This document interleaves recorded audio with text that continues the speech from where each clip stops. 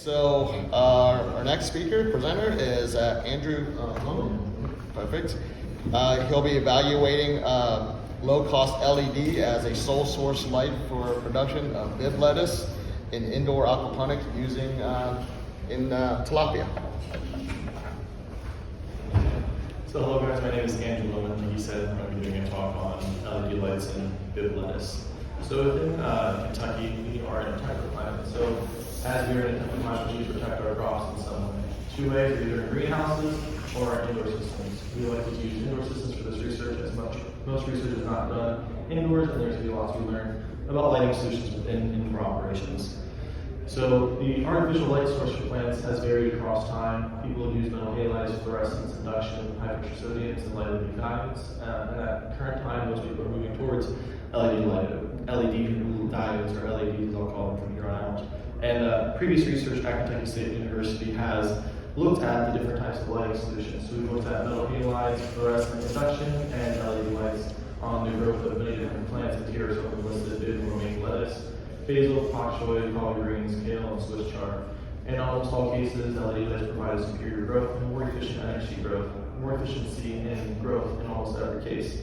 The only problem with these lights are that they are $1,400 lights, and for farms that are starting up, capital costs can account for almost 20% of their overall capital costs in just lighting. So if we can try to reduce the amount of upfront capital costs within lights, we could potentially save these farmers a great amount of money and be able to provide them just as good as lighting production for the lettuce or other types of greens.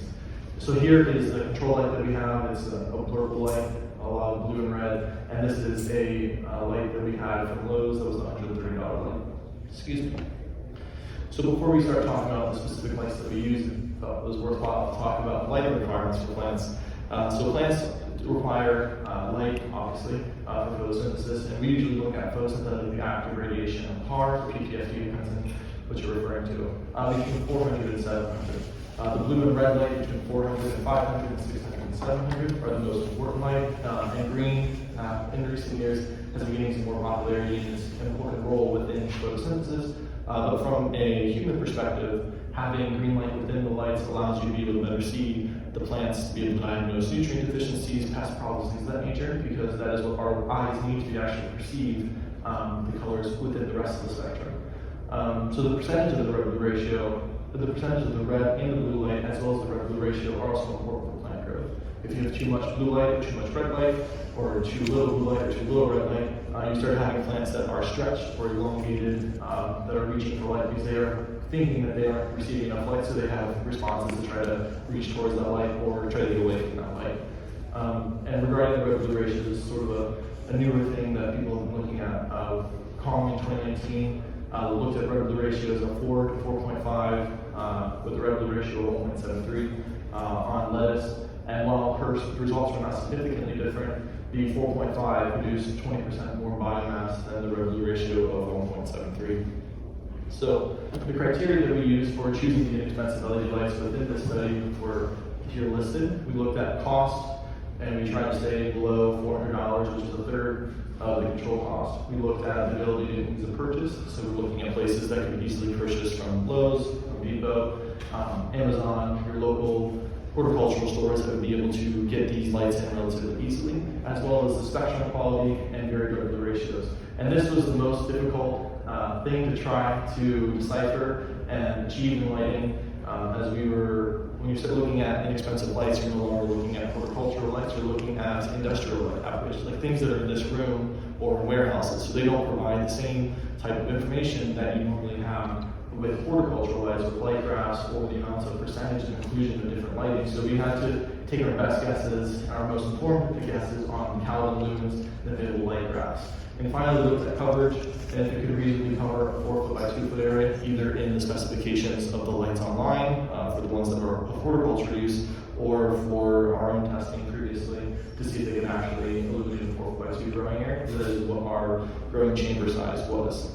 So here are the 8 lights that we used in our preliminary trials. We screened 8 of them initially, just to get an idea and sense of what lights would perform well, so that we could take those same lights, those 4 best performing lights, and move them into a complete block design, so that we have a better statistical analysis when we actually are comparing the different lights between one another.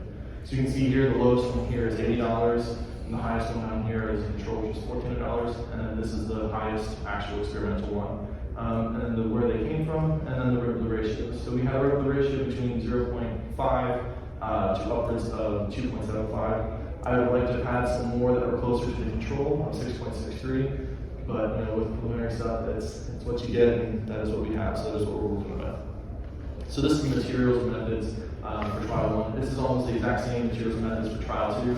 The only difference is these first 3 bullet points here. So we valued 8 lights in trial 1 with 3 replications per light, and a completely randomized design. We standardized the lights on 200 ppf year par, which is 400 to 700 range across 7 spots, and those 7 spots were in like a hexagon. It was across the entirety of the board. I was trying to describe it as a weird shape, but it tries to have inclusion of all different lights from the center to the outward points, so that you have a very good spread across the board.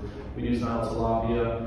We stocked it at 5,200 grams for the systems, and we fed them 60 grams of feed per meter squared per day. And then we used bib lettuce, 15 plants per light. And you can kind of see this picture here. The 15 plants are spread across 3 rows, and there were 5 plants for each row in that center row. So if you think 1, 2, 3, that second row is our representative plants, and I'll come back up when we start looking at some of the statistical analysis. The daily stuff that we did was water quality. Twice weekly we did ppfd measurements of the lights. So we adjusted the height of the lights to make sure that we were maintaining that 200 ppfd across the board, as well as water quality, and the plants were harvested after 2 weeks. So for the first trial, we were looking at just a very basic idea of what lights would do well, what lights wouldn't do well to move in the second round. So we used the average total biomass and production per unit of electricity as our determining factors, I guess you would say, deciding what lights go into the second trial. So you can sort of see here the significant difference between some of them, especially the King light, which did not perform very well and those standards. And then we'll go over to the rankings that we have here. So this is a sum ranking. So the highest number, so for instance, fluence here, with total biomass gets a score of 1, and then grams per meter squared per kilowatt hour gets another 1, so it has a score of 2. So we did that for all the lights and calculated and summed those up. And we had a 3-way tie between Rural King, the Grow Star, and Spider Farmer. And we looked at the standard deviation of ppfd, which just tells us how well the light distributed light across the area. So higher standard deviation meaning that there is more variation, so we chose the one that had least amount of variation. So this is just another picture of the actual lights, the neosoul, the designers, the fluence, and the Spider Farmer, and the starting heights we started at. These are not, this light and this light are much closer to the actual boards we usually take just before harvest, so it doesn't give an accurate representation of heights. And this is just the complete block design that we use. So there is every single light in each spot within the system. So that there is 1 and 1, and so 1, 2, 3, and 4. So that way we can be able to block things out and have them spread across the entirety of the systems. So again, this is the materials and methods that we use for the second trial. Everything is the same except we now evaluated 4 lights with 4 applications per light and a complete block design. And then we harvested them after 2 weeks. So in the second trial now, the main trial, we have average total biomass represented plus shoot weights and production per unit of electricity. And with the average total biomass, there is a significant difference between the designers and the control neo, but between the fluence and Spider Farmer, there is no significant difference. But when you start looking at the representative plus shoot weights, which is the central 5 plants, there is no significant difference among the plants. And what that leads us to believe in, based on the light quality, the actual light spread of the lights, you can see that this light here had very good light intensity within the center, but when you start getting to the peripheries in those upper and lower 2 rows, it did not have enough light intensity to be able to grow the lettuce, as well as these other 2 lights that were able to still provide that same level of light for biomass production. And then finally, another important metric is production per unit of electricity, so how many grams were grown per kilowatt hour. And our control did poorly in this one because it is a Haas in terms of how much electricity it uses. But the other 3 experimental ones, the designers were significantly different than the neosouls, but again, the fluence and Spider Farmers were not significantly different. So the last thing, since I brought up rotary ratio, and try to get an idea of how to actually be able to quantify and be able to go out and purchase lights based on a limited amount of information. we saw that as revenue ratio goes up, the count goes down, plant biomass increases. So you can see along here, this is the designer's light, followed by the fluence light, followed by the spider farmer, followed by the neosote control, and it follows along here, the Calvin is slowly going down as you get to the neosote. So like I said in the very beginning, I would like to have had some more lights, experimental lights that were closer to the neosote, but it's not ended up happening in this experiment just based on the information we had to choose those lights. So in summary, the two lights, the spider farmer and the fluence, performed just as well and equal to the control light, the neosote, so they could be a very good option to be able to replace those lights. And the designers, which did not produce as much as the control, but did produce more growth per unit electricity, which is an important metric when you're looking at extended grow-out periods. So the capital cost is one thing, but when you're looking at the overall length of production, these lights have 50,000 hours rated for that, which is about 10 years. So over that 10-year time, you're looking at potential great electrical savings if you are using a light that may not produce as much as your original ones, but if you're saving drastically more amounts of electricity and operational costs, it might be a worthwhile trade-off in those certain situations.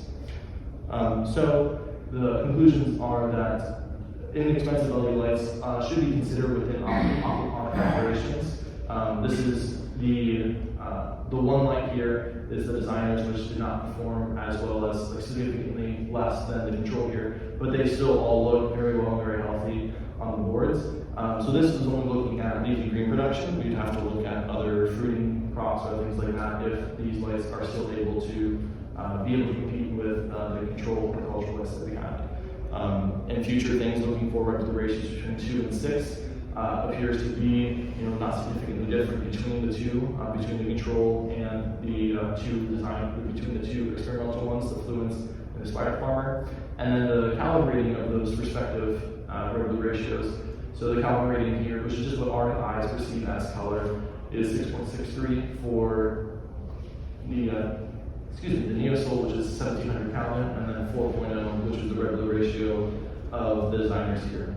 So like I said, the initial startup costs are very great within these operations, and if we can seek to lower those initial purchase costs for these lights, we could end up saving the farmers a tremendous amount of money in the startup, either through being able to utilize more space to illuminate them inside of indoor operations, or just be able to reduce the amount of money for that space that they're looking at from say $1,400 a light to $100 a light. So our system here, it is 24 lights at $1,400 a light. 2 of those lights are equivalent to the amount of money you'd have to spend on 24 of these other inexpensive lights. So we start looking at it in that perspective, that you have so many more lights you can get out of that same amount of money. That difference in biomass production may not be as important to you as a grower. Significantly, it is different within statistics. But when it comes to practical application, if you can get 90% as good growth, but you are paying a 10th or 100th or whatever the purchase cost of your control lights are, that might be a very viable thing for farmers to consider. The final things are just what I was talking about. You can save a lot of money to be able to invest it into other operations or for the longevity of your system, as you have more startup capital to be able to sustain you rather than having to spend it on LED lights. And that is all that I have. Thank you guys for coming out. If you guys have any questions, feel free to ask, and I'll have to try to entertain those as best I can.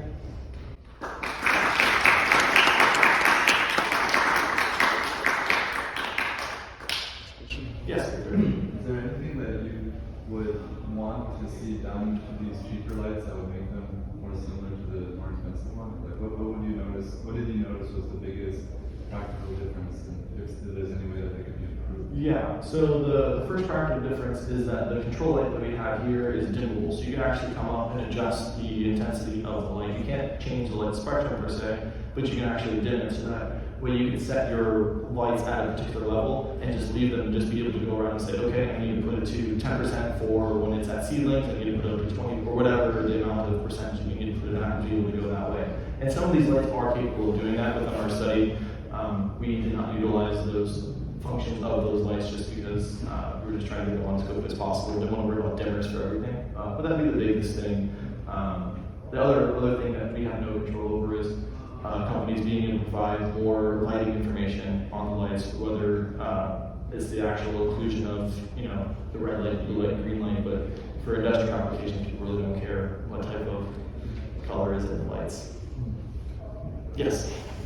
The Neo, Yes. is it actually rated for just being a 2x4 space? Because usually what I see with ours is that those heavier, you know, bigger, more intense lights usually are set up for being extended much higher Correct. above the plants and covering a Correct. much broader area. Exactly. So yeah, so if you're running those at full intensity, so in our study we're running them at like 20%, 30% at 24 inches off the board to start with. You can definitely use it. I think it's rated for a 4x4, 4x6 growing area with like 300 par at the bottom of it. So yes, you are right in saying that this is a more confined space than what it would normally be able to actually be able to utilize in. And there were some other lights that we screened initially that had the same problem, but they were not dimmable, so you couldn't reduce the amount of electricity that they were using. So they were a very good production light. Like they produced a very uniform PPFD value across the entire board, like it was 200 across, but they pulled like 4 times the amount of electricity as that. So that in that situation would be a much better light for a greenhouse or providing light for a larger area of growing space. Did you see any cost issue with the drive? You know, the lamps are rated 50,000 hours, but when we did it, we had drives that would crash out like 2 years. Yeah, so all these lights are brand new for this experiment. So the humidity in the building runs around 90%. So if there are any electrical issues, I think in that way, we might have run into those initially, as well as having water being splashed up onto them. But in terms of longevity of those lights, I can't speak to how well they might last within those applications. Good, thank you. Thank you.